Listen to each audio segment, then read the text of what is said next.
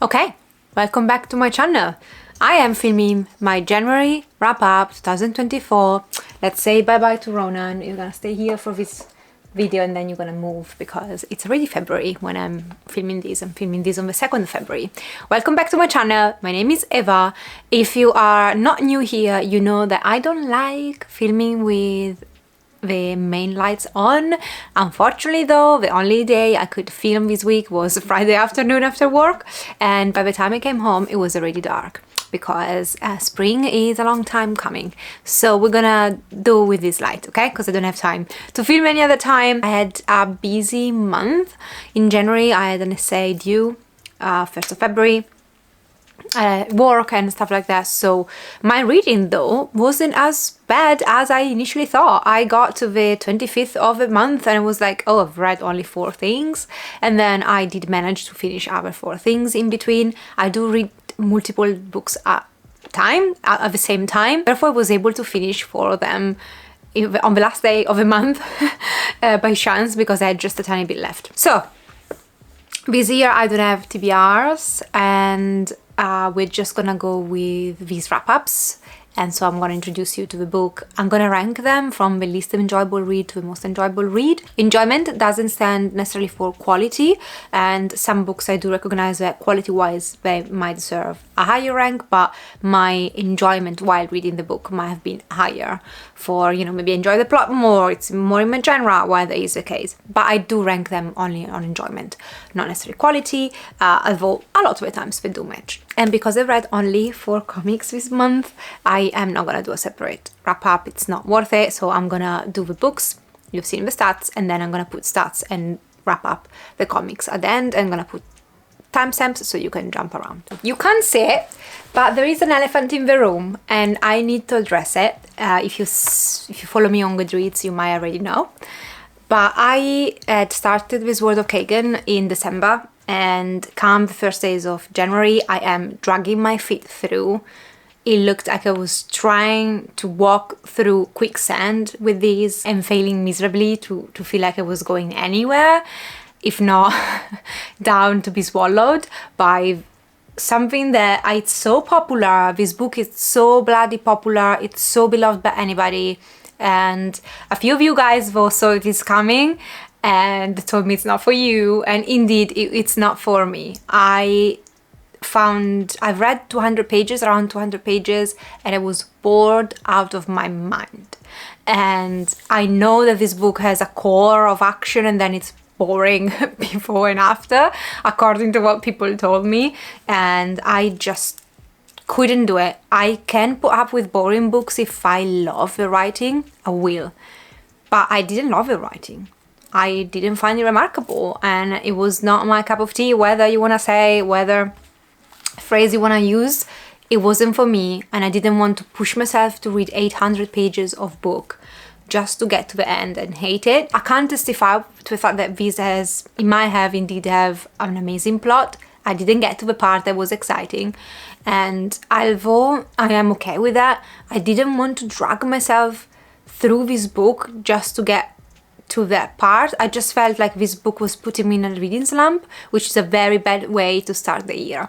So if there was ever a movie made of these, it might work better for me. I am not the biggest Avatar the Airbender, what is it called? I think so, fan. I'm not, and this reminded me of that. I tried multiple times and it just never appealed to me. I don't know why. So let's allow the elephant out of the room. Yes, I DNF'd this World of Kagan, and I sold my copy in like literally 20 minutes. It was gone, and I'm so happy that people love this. It wasn't for me, and I didn't want to push myself to read something just because it was popular. But ultimately, must say, I didn't find the writing, at least the first 100 pages I read, particularly special, to the point that the boredom and the writing style was just like, no, not for me, bye. And so yeah, I have read though past that 8 things, The number 8 and 7 I did want to put down so badly, and I did unfortunately talk myself through reading those because I felt so guilty for already DNFing the most popular fantasy title I've heard in the last 2 years on Booktube. So I kind of really pushed myself to read them, and I ended up finishing them and having to say a lot of negative things on them. Maybe that is food for thoughts for myself. I don't think it was worth my time, and it's probably not fair on these authors. Continue reading something that you know it's not gonna work for you, because if you read 200 pages, rarely happens that you completely change your mind, but a lot of the times the book stays meh. Anyway, I pushed myself through, so we got 8 things to talk about. And number 8, number 8 and 7 can be interchangeable. Disliked overall them quite the same, but both had a few good things that compared, I wouldn't know where to choose. So I'm just gonna put a number 8, the first book I've read, and a number 7. The second book I read for the month I really disliked, but that is the only difference between number 8 and 7, okay? So number 8 is Under a Whispering Door by TJ Klune. This is a standalone fantasy, low fantasy, in which you follow this man. He dies of a heart attack, and he's someone who lives for work. He is very unsympathetic, is very like on the job all the time, dedicates all his time to his job, and he treats his employees very poorly.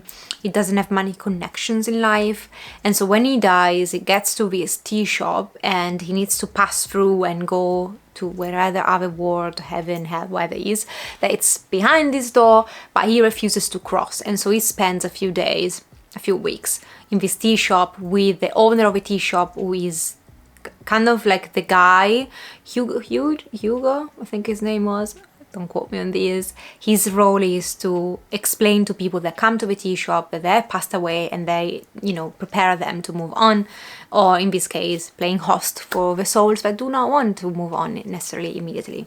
And then there is a reaper and other ghosts around.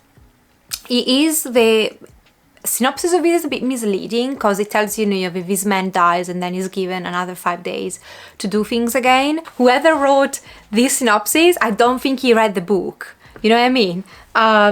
It doesn't take place in 5 days. This guy doesn't have a chance to replay his life. The whole book takes place the whole book in the tea shop.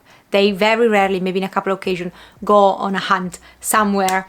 And it's not an exciting one, it's something special, but mostly it's dialogue and them being in the tea shop and reflecting on life and, forming relationships and connections. And listen, only, as I wrote in my Goodreads, only Quentin Tarantino I have ever known to be able to have any kind of plot taking place in one place and make it work. And this was boring. And to be fair, with TJ Klune, I got a lot of hit and misses. Some of his books, I have one of his series on, the first book in one of his series as like one of my ultimate favorite books ever.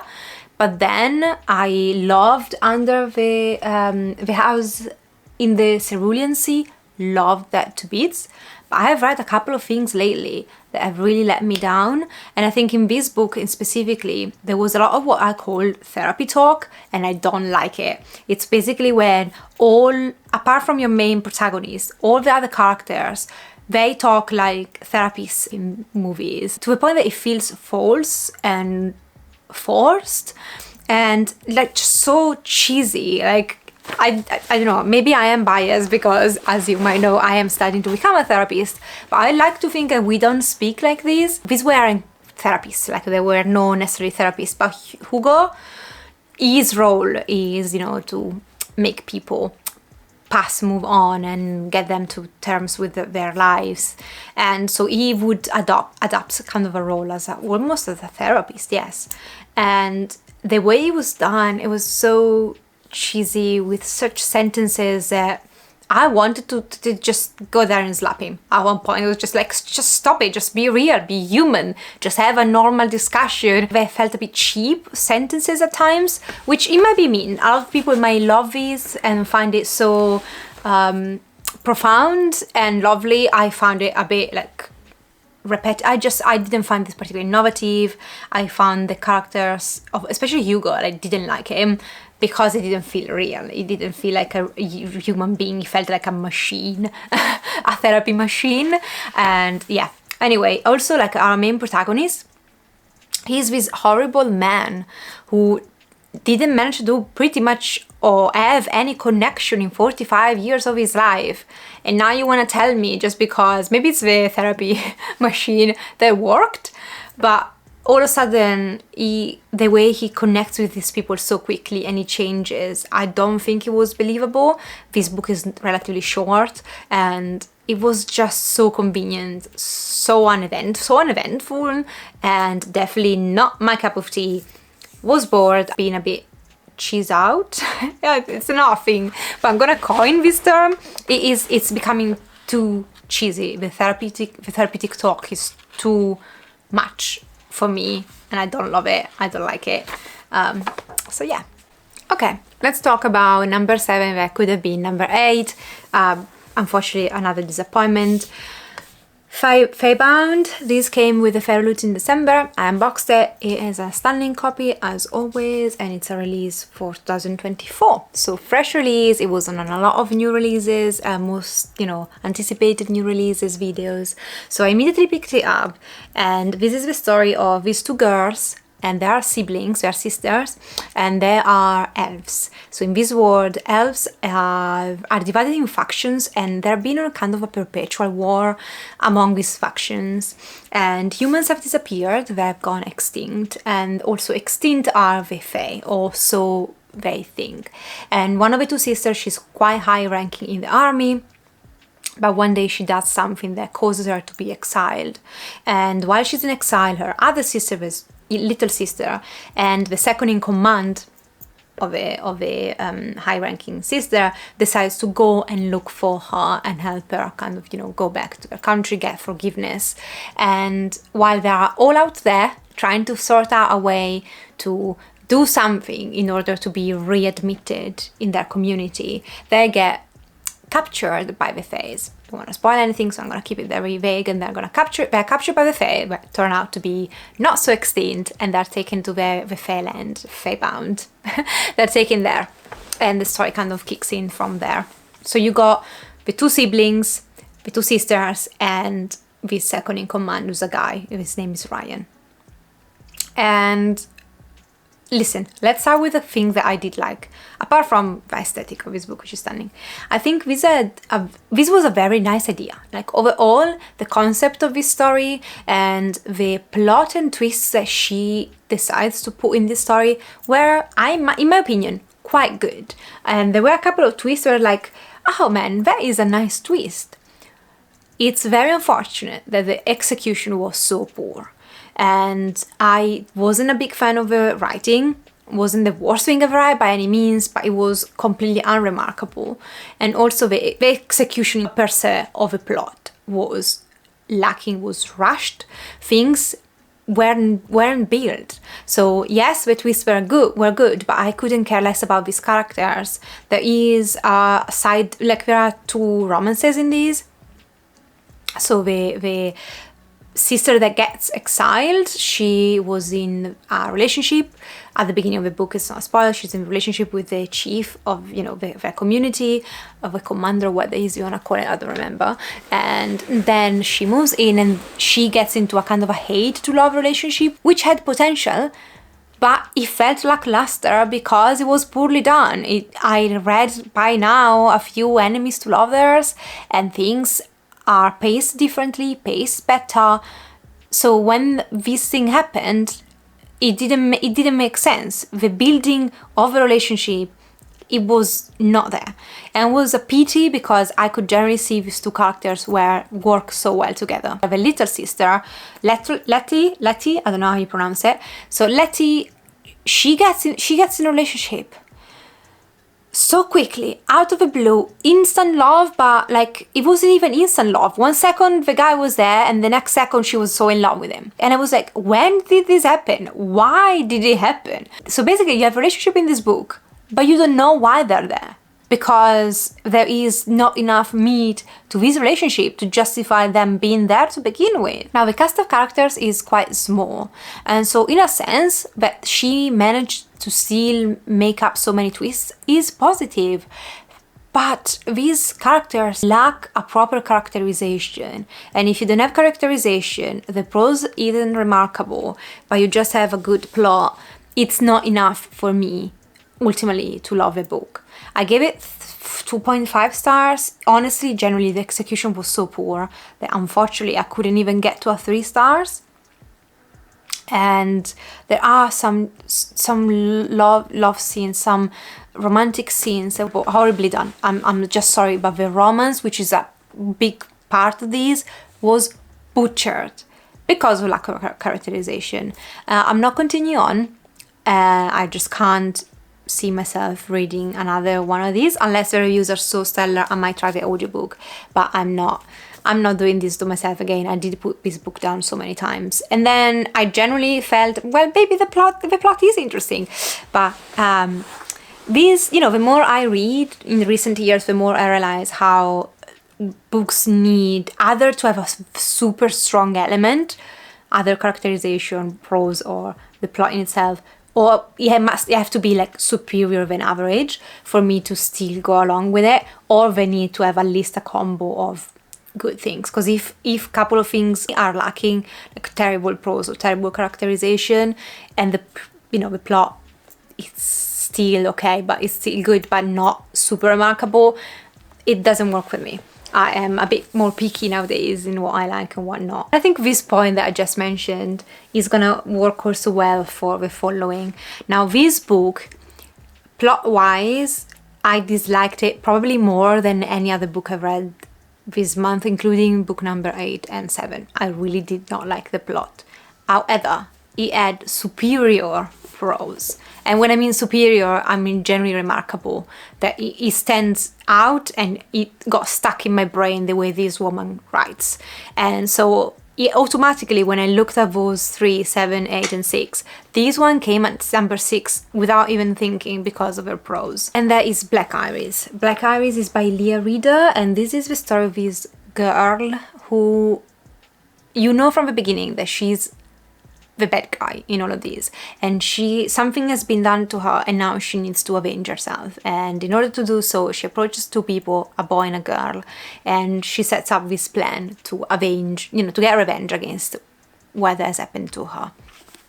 It's a very dark contemporary, I would say, thriller almost. Dark contemporary is probably the best way you can describe it, although I do believe in the statistics I did sign up this as a thriller.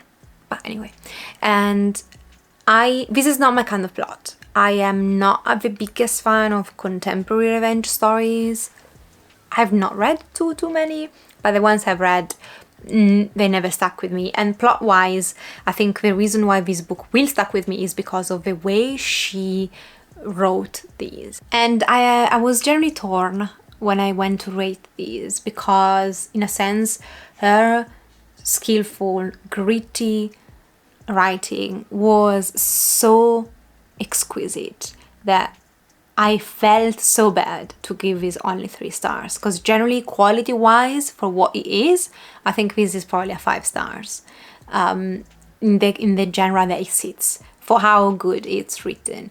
But it's just something that I really dislike. And as a plot, I also must say that the plot is far-fetched. Like what happens here and what people do in this book and get away with, consider that it's a contemporary, it is a bit far-fetched. It is not realistic. Like I can't see things nowadays going this way, or these characters that are quite young getting away with so much. And so maybe not 5 stars, maybe it would be a 4 stars quality wise. And I also dislike that there is a lot of cheating going on in this book, which is something that I personally find quite triggering. I find it particularly distasteful. Therefore, I never ever like when there is like a cheating subplot or somewhere. Whatever reason you have, for me, it's never a good reason. There were some elements of these that I struggled with. There were also autobiographical elements, I believe, from reading the afterword, and knowing that it makes a lot of sense that she's able to Delaney, I don't know how you pronounce the main protagonist's exact name. Lainey, let's say that we're gonna call her Lainey. Lainey feels like someone you've just met in the street. Lainey feels so real. Lainey, her emotions, the way the reader can describe the depth of human despair, anger, and the degrees of these emotions, and what these emotions, the kind of negative thoughts that they might produce, and the consequences in your behavior and feelings, and is able to write about human despair in a way that I think sometimes people do not have the right words to express how we feel, but she manages to find the right words, and there is like despair leaking out of these pages. I could really, despite the characters are supposed to be unlikable, from the beginning, the way I connected with Lainey, the way you can find someone, an awful human being, and still feel all the feelings for them and want the best, that really came through. So ultimately I give this a 3 stars, but I will pick up more by the author, and I think if you are into dark contemporary revenge stories, you don't want to miss these. If you are particularly sensible, or you're looking for particularly amazing, gritty, dark prose, dark hunting prose that will seep under your skin, you might want to check out Black Iris. Then for enjoyment, I will put Atomic Habits. I finally read this very popular non-fiction book, Tiny Changes, Remarkable Results, and this is the author kind of writing a book about how he employed some changes in his life and how he became someone who can achieve so much, and it's someone who's got such healthy habits from a very serious injury he had, and how he changed his life. And now I think I believe he started like writing a blog or something, and then eventually people would like kind of reach out to get support on how to change your habits and get into more healthy habits. And the thing about this book is that it's so comprehensible. It is generally written in a way that it makes you generally believe that everybody can change their habits and make into atomic good habits. The key messages, the way he writes these, the way he also makes a lot of, there are charts in these that helps you summarize the points. Brilliant. I found these so useful. I will try my best to convey some of these messages to the person I help and I support, and for myself as well. I have to say that this is very good if you are currently looking to really change your habits, so to really make a turnaround. If you are more on an advanced stage where your habits are already very, very healthy, then it's still good to read, but you will take a bit less out of this. Like for me, for example, who I believe overall I do have healthy habits. For me, this was just a confirmation that I was doing the right thing. A couple of things I want to improve on, and I can take a couple of suggestions, but it really resonated with something I had done and found productive on my own. And this is confirmation that, well, actually, I've done something very similar and it worked so well. I think the message here is also habits take time to change. It's about consistency, it's about quantity, and it's something that really worked for me already before I've ever knew about this book. So I generally think that the way he writes these, the way he summarizes things, the way he explains it and makes it look so easy, it can indeed help a lot of people get into more healthy habits. But overall, I would suggest this if you are looking to change your habits. If you're already having very healthy habits, you probably don't need this as much as people who want to change their habits, if it makes sense. But still a very enjoyable quick read. Okay, so the next one, it's quality-wise, it would be probably the highest quality-wise. Enjoyment-wise, it's still very high. I really enjoyed anything, from Atomic Habits onwards. I really had a good time reading all of these books. And I think the only thing is that this book felt very heavy at times, and so that impacted enjoyment, not in a bad way. It just left a different taste in my mouth than some of the more like easy fantasy reads I have for the rest of this series. And it was also something quite new that I had to adjust to. But quality-wise, this is definitely probably the best written book, together with actually Black Iris. So this is Glory by No Violet Bulawayo. I don't know if I'm sorry if I'm butchering the name. And this is the Booker Prize, it was shortlisted for the Booker Prize in 2022. It's the second book by this author, if I am correct, and never heard of her before, so this was my first book by her. Inspired by Animal Farm, but takes place in Zimbabwe, and it's looking at Zimbabwe situation where they got, post-colonialism, and the regime that was installed post-colonialism, and then that regime eventually falls and a new one is put in its place, and it's as bad if not more than the one that just left. Every character in this is an animal, so you follow Destiny, who's a goat, and Destiny is sort of your main protagonist, but she doesn't appear until like at least 150 pages in, if not more, of a book, and she is trying to, with her family, navigate, you know, these shifting powers and try to find a voice, you know, in a regime that suppressed the voice of its people. And it's written not necessarily mixed format, but you got some chapters. Chapters are very short, and there are some chapters that are tweets. They're not like exactly looking like tweets, but you know they're tweets because of the way she writes them. There are just comments that look like internet comments. So I would say that's still mixed media, but not, it's written like normally written, but sometimes you know that what you're reading is mixed media, so it's internet content, it's a tweet or something like that. I found these so remarkably good. I gave this 5 stars because quality wise I couldn't find any fault. I came into this completely ignorant about Zimbabwe situation, and I came out, I think, having an overview of the situation and also thinking I need to know more. And I loved how she uses Animal Farm, which is one of my favorite classics. I love Animal Farms. How she uses Animal Farms in this such a clever way to make a political satire about the situation in Zimbabwe that can, to be fair, be translated for a lot of other regimes all over the world. And you know, the way promises are not kept, the way elections are rigged, the way innocent people are persecuted, killed, tortured, the way they are silenced. And I loved how she touches upon the hypocrisy of people that are just behind their phone thinking they're changing the world with a bloody tweet, and they're not doing fucking nothing. So how she's, you know, taking back the highlights on the people there, fighting there, risking their life there.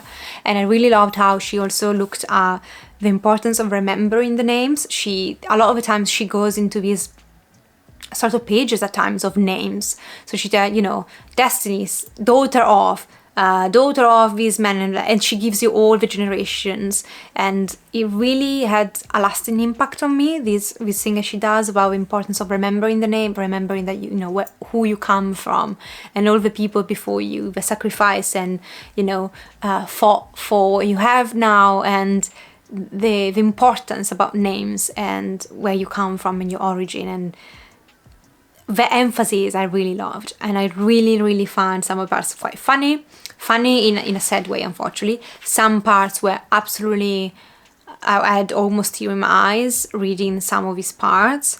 And this is where a book where there are scenes of violence that are so needed to illustrate, you know, something that it's kept silent, something that people do not know. This is happening. So many people are dying and being tortured, and so many unspeakable things are done to them, and no one talks about them. So the violence in this book, it's to make a point come across.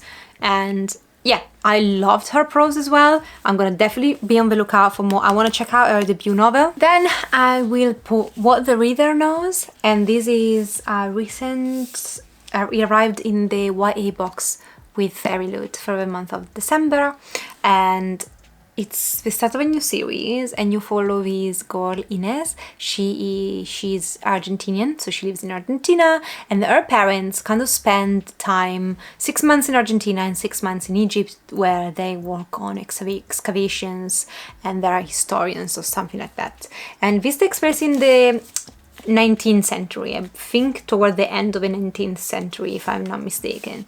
And Ines always wanted to go with them, but they never take her until one day when they are spending time in Egypt, they disappear, the parents disappear, and so Ines decides to make her way to Egypt and try to find out what happened to her parents. And when she's there, she meets her uncle, who she knows very little, she had just seen a few times, and her uncle assistant which is this British guy who left the army and now is working for her uncle. Lately, Fairyloot has been surprising me with so many books that have such a lovely prose.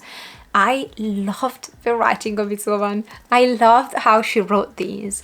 And let me say, the only negative thing I have to say about this is that at times in the middle it dragged a bit. It's quite lengthy and it's written quite small. So it's a chunky book. It doesn't look necessarily like it, but it's a very long book.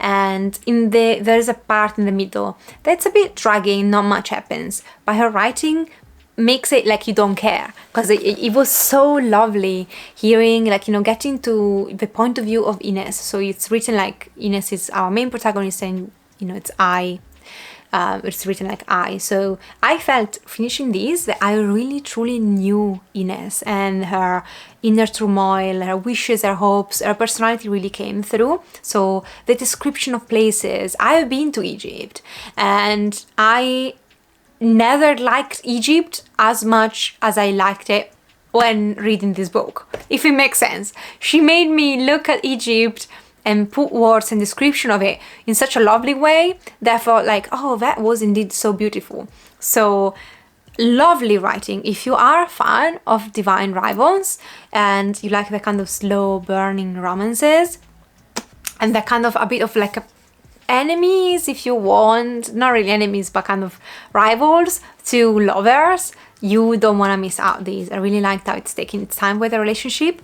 I really liked everything about these, and although a couple of plot twists I did see coming, because you are so intertwined with, you know, the psyche of Ines, because you're following from her perspective, it makes sense that she doesn't see things coming the way you might. You really understand why she does what she does, despite you might just say, oh, why are you doing that? It's happening this way. But she explains things from her point of view so beautifully that it makes sense why Ines does what she does all throughout this book. Looking forward to continue on. And I was so pleasantly surprised. It was so good. Okay, so next I will have to put another nonfiction, and this has a lot of significance for me because I grew up in the time where she became famous. So I listened to The Woman in Me by Britney Spears. And Britney Spears is someone I grew up, I was a bit younger than her, and I saw her as this, you know, she was the queen of pop. She was so popular, she was everywhere. And so of course I knew Britney Spears and I knew all her songs and stuff like that, and she's kind of reminiscent of my childhood a bit, her songs, and a lot of the songs she talks in these, I went back and rewatched it and remember when I was a child or like a young teen watching these things. And so it had probably a lot of significance as well, this book, because the kind of, you know, journey on memory lane that this book took me on. But I must say that I found this book such a, I don't know, like reaching such an important step in her life, writing something like this. And I read so many negative reviews or people just saying, oh, but she didn't go into enough details. And I was like, did you understand what you just read? Did you understand the content? Because that is the whole point. The whole point is this woman saying, I lived my life under, you know, the paparazzi cameras, under everybody's opinion, under my parents, basically controlling everything I did. How many times I could go to the bathroom, or how many times, how much I could eat. She has lived a life under, you know, the spotlight, to the point that nothing was private, to the point that everybody had an opinion on her, and she was literally twist and turn into this sort of crazy woman, and she was portrayed as, you know, this unhinged woman. Her freedom, her ability to control her money was taken away. Everything she did, she was followed around, photographed, even when she begged this paparazzi to leave her alone, to leave her children alone. And they literally drove her to insanity because of how much privacy it was taken from her. And you go and say, oh, she didn't go enough details, she should have told me everything, or I wish to know all the details. That's the whole fucking point of this book. mind a bit more your business. It's a human being that it's there. And I know that you might say, well, she's, you know, she's a celebrity, but a celebrity, a singer doesn't sign away the rights of having any privacy whatsoever. I think, you know, when you look at this woman and you think, well, she's, you know, privileged, she's got everything. And to be fair, even when she was under the, what's it called? The, can't think of a name, I put it here. But when she was, her parents control everything, she had an allowance of £2,000 or $2,000 a week, which for us, that's a whole bloody salary. If you're lucky, it's a monthly salary. So I don't want to take the fact away that money-wise, yes, her money weren't hers, and that is not fair at any point, but clearly she had more money than the average person. But it also shows you how power dynamics work and how money most of the times means power, but in this unique case, it meant very little power anyway. And so the intersectionality of this woman, that it's basically considered mad and put in these institutions to get clean when she's not even under, she's actually not even a drug addict per se, or like class A drugs, or at least she's not able to see her children, like her privacy or freedom is taken away from her. And I just really, really appreciated what she did with this book. I found her denunciating her Justin Timberlake and the other guy, I don't even remember the guy she had the children with. So I've seen so many articles now going back to Justin Timberlake and just like, that's not the point, just stop focusing on him, that's the whole thing, like, you know, focus on her. And I recently read that she had apologized to him, and I felt so sad when I knew that she had apologized to Justin Timberlake after he was literally treating her so badly. And she's clearly saying in this book, I want to make people happy, I want to appease people. And so I feel like she felt so much pressure of people attacking her because of Justin Timberlake that eventually she caved in and apologized for, after having done nothing wrong. She doesn't diss him, she just tells him, she just tells how things are, how they happened. And she still ended up apologizing. When he goes on a stage and he says, I don't have to fucking apologize to anybody. And I found that so sad, that despite, this book is about empowerment and her getting there, she still had to apologize in the end. And then the media or the pressure put her again in the situation where, in a sense, she had been even more extremely through the book. Left me with a bit of a bittersweet taste in my mouth, seeing what happened after this book. The husband that she had the 2 children with. Let me not even go there. But on another side, I think, I don't believe in karma, but in that case, the guy used her to become famous and he never became famous. So yeah, I think it's a bit of a cycle there. But I don't want to focus this on the man, I want to focus this on her. This review, I appreciated this. I appreciated it for what it was. I felt that she, despite everything she's been put through, she still wrote tastefully, even to the person who had, made so much harm to her and, deprived of seeing her children, which is, the worst thing you can do to a mother. And I'm so happy that she got out of the thing here. I can't think about that. And I really hope that her father goes to prison, because it's you literally tortured, in a sense, a human being. And yeah, I really appreciate a lot of the themes that this bring up. And some power dynamics is something that's coming up a lot in my course when we study therapy, and it was such like a nice fitting book then to see how power dynamics and intersectionality worked. I don't often read biographies, but after these I might try more, because I found that quite interesting, quite remarkable. I'm absolutely not sad or upset because she didn't share everything about herself. I wouldn't say she has earned the right to keep things to herself. I think that it's a right that's of everyone. Everyone has the right to keep things from themselves. If they don't want to share with the world, you're not owed every detail, private details. Just because she wrote a biography doesn't mean that she has to tell you everything about her life. So yeah, I'm very happy to have listened to this. I was touched and moved at times, and it's a good example that shows how power dynamics, if you have a general understanding of power dynamics and what they are, how they are way more complex than what you might think. I think so much food for thought, so many themes you can unpick in these. Also, you know, last but not least, we have to consider that if you like pop, she was going through all of these and she still managed to produce some of the most popular pop songs ever. So yeah, it was just a remarkable journey back to owning their, you know, her own life, and I really enjoyed it. Number 1, it's word catcher. Okay, listen, look at this. I have to say there is a reason why this is first one.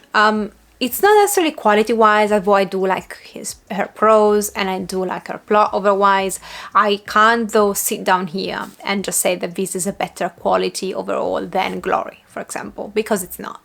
However, this one was the first thing I've finished in January, and I had just had put down Sword of Kagan, was in a bit of a reading slump, and if it wasn't on these, I would have probably not read anything else this month. These reminded me that I love reading, and the first half I was a bit concerned though. I was like, where are we going with this? It's a bit slow. Where is all the hype coming from? I don't see it. And then the latter half I loved. In this story you follow 2 point of views. One is Kel. Kel is taken from an orphanage as a child to stand as a sword catcher for the prince Connor, and Kel resemble Connor, so they have a lot of features in common. They're not identical though, so he needs to wear his talisman at times to pass as Connor, and especially if there are special occasions or occasions where they need to go in public, so there might be an attempt to Connor's life. Kel usually sent instead to play the part of Connor, so if someone attempts the life, Connor would be spared. So he's used, there is a name for it but I can't remember right now. It's been like such a long day. Anyway, so Kel, this is his role, is this word catcher, which is such a clever way to put it. And then you follow Lynn. Lynn is part of this group of people that are kind of outcasts in the city. There are a lot of rules that they have to follow. They live in one part of the city and they can't go in other parts of the city after dark, for example, and they are a bit frowned upon because they have magic, despite the fact that their magic is much watered down. They used to have much more intense magic, and unfortunately with the centuries now they can just do small spells here and there. And Lynn, she's a healer, and for a series of events, Kel, Connor and Lynn lives become somehow intertwined. And what Cassandra Clare does, I think it's particularly clever, is that Connor, you don't follow Connor in this. He's not one of your point of views, but you follow 2 people that are involved with him. And I loved Connor more than any of the other characters. So the love that some of his characters have for him comes through to the point that I love Connor the best. So I'm really seeing a story, like in my point of view, this is a story about Connor told from other people's perspective. I love this idea that there's this connection between these 2 other characters and everything revolves around this main guy, but the guy is never a point of view that you follow. I found it such a clever idea. I also really loved how lately authors are taking their bloody time with their romances. They are building the characters, they're building the world, and the romance is so frustratingly slow. I love it, because I don't know if it's gonna happen, I don't know if it's not gonna happen, it's hinted at, and somehow I'm so much more invested in it. I don't want to spoil anything. I would consider this a political intrigue fantasy, like this a political intrigue fantasy, and although it wasn't the most innovative, I found the plot, the pace, the latter half of the plot so clever, so entertaining. I'm here for the sequel. I want to know what happens. I am in love with Connor, and I don't know how it happened. I don't know how she made it happen, because initially for the first quarter I didn't care about anything, and now all I can think about is this bloody guy. So yeah, she did something new. The world building is very good. I'm curious to continue, and I've got a gorgeous copy. So that was it. Let's move on to the 4 comics I've read in the month.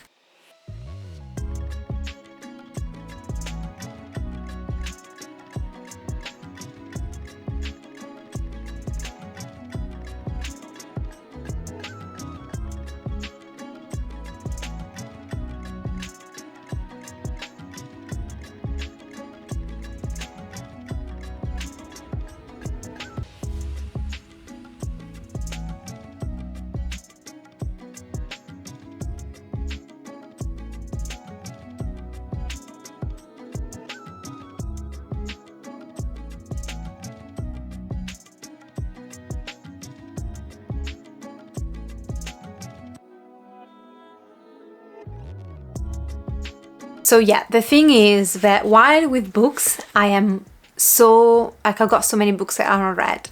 With comics, I don't have as many that I've not read, and I am currently on a semi-buying ban, where I'm really trying not to buy too many stuff. I need to save money for school and other stuff in my life. So comics are quite expensive, so I did consciously and unconsciously, in a sense, I was very busy in January, but I also decided to not read as fast, enjoy a bit more volume, and kind of pace myself more to go through, you know, the titles I still have and have not read. Not saying that I won't buy any comics, it's not realistic, but I am slowing down. So at number 4, I have volume 5 of Spy Family. I read these, I owned these for a while, and I was supposed to read this in December. Didn't get around to read it. And Spy Family is it's a kind of a thriller contemporary where you follow this fake family that's been put together for the fake father Yorick to infiltrate a prestigious school. He's a spy, he's a professional spy, and he needs to infiltrate this school to access certain people that are involved in the stakes of avoiding a big war. And so Yorick, he employs a wife to, you know, play the role of a wife, and the mother of this girl that he also employs. I think he finds her in an orphanage, and the wife is an assassin, but Yorick doesn't know that she's an assassin. And the little girl, she's a telepath. She can read the minds of everyone, so she knows, she's aware of everything, but they don't know she's a telepath, and she can read their thoughts. This was hilarious. I had some very, very good laughs. It's not my genre, it's not my kind of comic, so I'm taking my time with it. I don't want to spend much money. I probably would really enjoy the anime. I just don't generally have the time these days to sit and watch an anime, and it might happen when I get sick that I just, you know, spend a week on the sofa watching anime. But I, unfortunately, finger crossed, have not been sick in a while. So it has not happened, but it's cute. I can relate a lot with Anya, how awkward she is, because I was a very awkward child, very clumsy, and she is. So I had very good laughs. And I don't know, is Yorick and what's the name of the girl? Is Yorick and the mom ever happening? I don't know, I'm just a volume 5. Then I will have to put Fringe. So there are 3 that I know of. Comics of Fringe, a graphic novel. This is Tales from the Fringe, which is the one in between. There is one before and one after, but these are a collection of short stories, so it's okay if you don't read them in chronological order, but just so you know. And listen, Fringe, I was obsessed with Fringe. I spent so many hours binge watching Fringe when I was younger, like I think in my teens, and obsessed, to say, you know, to keep it mildly. And so when I found these A Forbidden Planet for like 50 cents in the discount section, I literally jumped on it, literally, because it was online sale. So anyway, I got Fringe, and I really enjoyed how, you know, you go on these short stories, adventures. Some of these are prequels to Fringe. What happens, actually all of them are prequels to the TV show. So I really loved meeting some of the beloved characters, seeing where they originally come from, and some of the, you know, adventures they go on before. I just wish the stories were a bit longer. And the art style also changes. Really enjoy the art style, but there are like slightly different art styles. Very short stories. I want more, and I'm thinking about binge watching Fringe again after reading these. The number 2 and 1 I enjoy them the same, okay? I just put them number 2 and 1 because I don't even know, okay? It's an impulsive choice, but I loved them.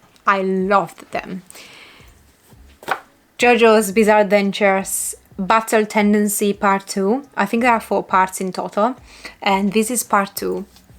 Now, Part 1 of Battle Tendency, I wasn't too much impressed, to be fair. It was good, it was bizarre, as always, but the more absurd this becomes, the more I enjoy it. And in this one, there is this new character, Lisa.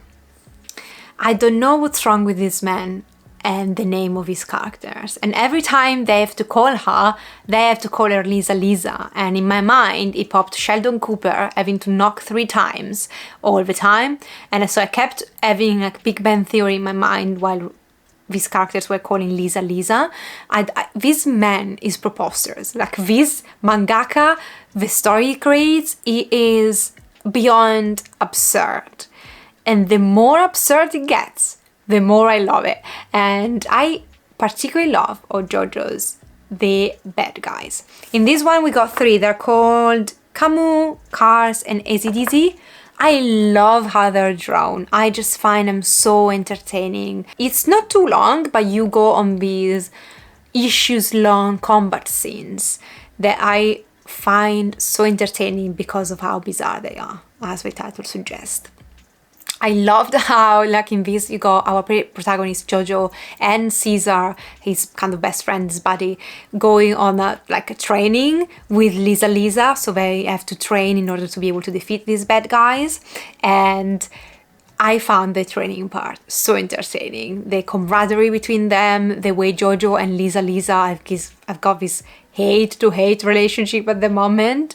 And also, I love to see how this mangaka comes up with the most absurd ways to test our characters. I mean, the pillar drenched in extra virgin olive oil that they need to climb in these. Yes, I know that's not specified like extra virgin olive oil, but this is Italy. So it's gonna be extra virgin olive oil, trust me. I mean, I had a genuine smile on my face, and I genuinely wanted to see how they came out on that situation. And the same where, the way they're trying to cleverly defeat their enemies. When I say cleverly, it makes no sense whatsoever. This is a fantasy that you have to suspend all beliefs. But once you get in that mood, the way these characters then cleverly defeat in these absurd ways his enemies, it's just brilliant, man. I love JoJo's. Some volumes more than others. This one, love to bits. It's one of my favorites that I've read thus far in JoJo. The pillar with extra virgin oil. Just such I don't know, I will never read such a thing ever in any other manga, I believe. Or if so, probably you have to let me know, because I might want to check them out if there is something more out there and bizarre than these. And a number 1, to be fair again, JoJo could have gone number 1 as well, but I loved this number 1. Equally, it's difficult to choose at times, It's easier to choose the one you like the least than the one you like the most. It makes sense. Anita Blake, The Laughing Corpse. This is the second to last adaptation of the Anita Blake Vampire Hunter series that are done by Marvel. You can find a singular volume, so this is a compendium of the 3 other volumes. Listen, Anita Blake, she is a necromancer.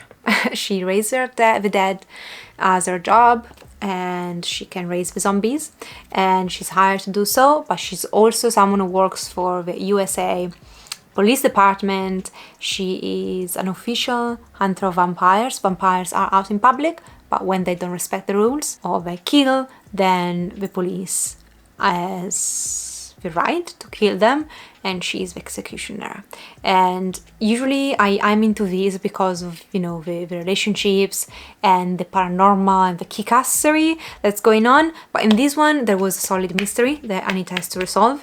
It's probably one of the best mysteries that are in Anita Blake stories, because she's investigating this kind of, horrible murders that have happened throughout the city. And I remember this in book number 2. It was the most exciting hunt that Anita Blake goes through, one of the most exciting aspects, and the mystery is quite well done. We had a couple of twists that we enjoyed, and it is the graphic novel. It's such a nice art, such nice art. I wish that I had done all of them this way. I am profoundly disappointed by Marvel and by the readers who didn't pick up this enough to justify them continuing to adapt them. But yeah, I'm gonna try and get my hands on the 3rd one. I'm gonna miss Anita Blake so much, and I'm so happy that I got this in my hands. Having a visual of Anita Blake's, a series I was obsessed with if you're into urban fantasy and you like vampires. And try one Anita Blake, and if it's, you know, the kind of writing for you, it's the kind of kick-ass character with a mouth on herself, then you're gonna love the first 10 books of a series probably. This has been long enough. I read not as much, but I wanted to give you a bit more in-depth synopsis because I don't do TBRs, so of course I do spend a bit more time explaining what the books are, and I'm okay with that. I'm okay with having longer wrap-ups and no TBRs for now. Let me know what you've read in January. How did you kick off the year? Was it a nice start of the year? Did you find some gems already? I'm exhausted, it's been a long month, but looking forward to February. I have a week off work. Don't quote me on these, because last time I had that week off, I didn't read anything. I just redid all my shelves. But this week off, I'm planning to read way more. Finger crossed. I'll see you next time. If you're new, I would love for you to subscribe and join this small community. I'll see you next time. Take care. Ciao.